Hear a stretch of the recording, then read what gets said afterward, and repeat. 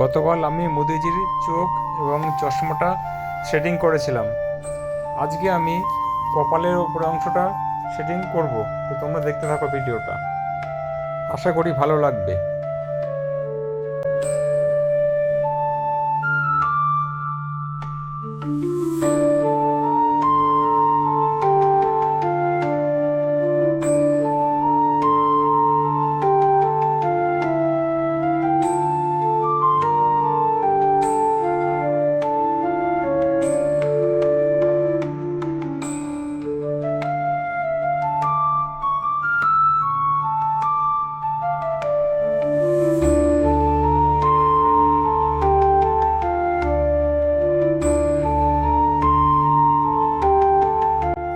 আজকে মতিজির এই যে কপালের অংশটুকু আমি শেডিং করেছি, দেখো কেমন হয়েছে।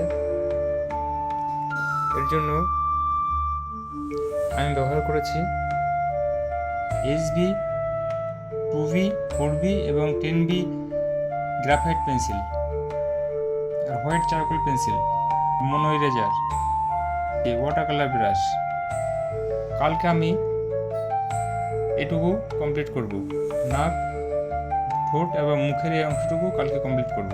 তো তোমরা দেখবে ভিডিওটা।